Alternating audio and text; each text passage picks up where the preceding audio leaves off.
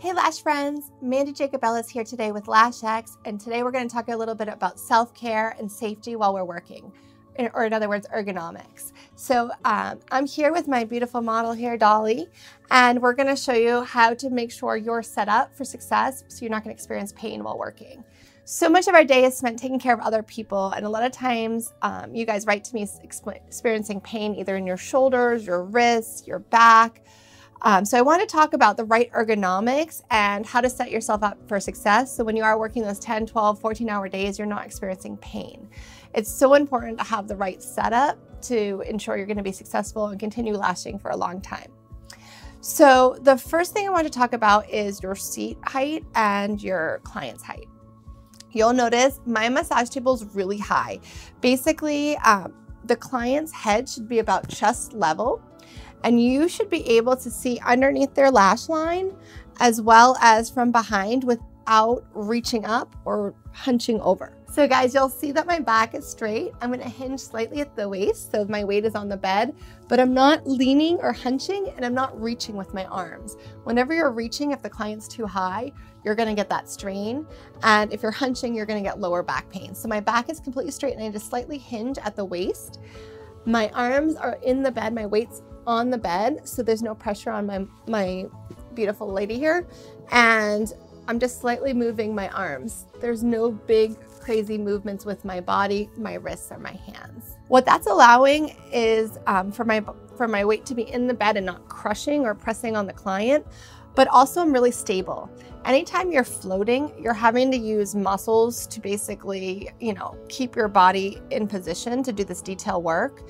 And those muscles are tiring out. And so then you start to strain. So by putting all your weight in the bed, you're able to relax, and the movement is just in the fingers. You're not doing any muscle work to keep your arm steady or your hand steady. So literally my weight's in the bed. Even if there's an earthquake, I'm not gonna poke or bump the client. And then just the tips of my fingers or my wrist gently rest on the client. I'm not putting weight or pressure on them. So that way I have stability and can maneuver my tools really intricately with a lot of control. The other thing is you'll notice I'm always directly behind the lashes when I work. I've seen some of you kind of coming around the face, kind of pressing on the nose or coming around. A, it's really uncomfortable for the client if you're pressing on the nose, but B, now you're always at a different angle, so you're not gonna get consistency in your work. That's about it. The client should be head, chest level, so we're not reaching up or bending over. Because you might feel great for that 1 or 2 clients, but when you start doing it all day, that repetitive motion is where we get pain. The other place that people get a lot of pain is in their wrists. It's kind of like that carpal tunnel type of pain in the wrist and carpal tunnel area. And that's because they're constantly squeezing for long periods of time. It's that static hold that's causing the pain. So that's why I really recommend using these X tweezers, where you're only squeezing for a second and then the tweezer does all the work.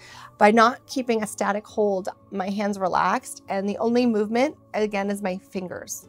You'll also notice my wrists are always straight. So no matter where I'm working, I'm not doing weird things with my arms or wrists. Even if I'm doing lower lashes or brow extensions, the tool rotates. My hand and my wrist don't. So my back's straight, my body's squared off to the client, my legs are butterflied and flat on the floor, my weight's in the bed, and the only real movement is in my fingers, not in my wrists, my arms, my abs, my neck, anywhere that there shouldn't be tension. The other tip I have is, because my bed is so high, I actually have a little step stool for my clients, so that way they can get onto the bed comfortably without feeling like they're jumping up to something. So the bed is actually pretty high that they need a step stool. Some of my shorter clients need a step stool to get on here. You also want to make sure you have great lighting. I've had problems with lights in the past that were too lightweight, and if you bump it or knock it, it could fall on the client. So I actually prefer a lamp that has a really heavy base, so it's not going to topple over onto the client or hit them, as opposed to like the ring lights or the Glamcore lights that are really light. Sometimes I do use those on location because they're easier to travel with, but you need to make sure that it's wedged between a wall and a bed so it's not going to topple and hit your client.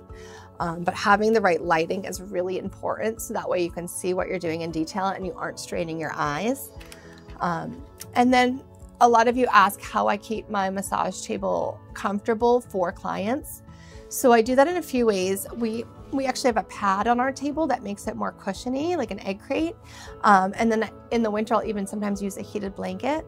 But most importantly is the bolster that's gonna support their back. So this pillow here, you guys will see, has a nice angle for the leg, and then their legs actually tabletop on it. This takes all the pressure off the client's backs. So they're really comfortable.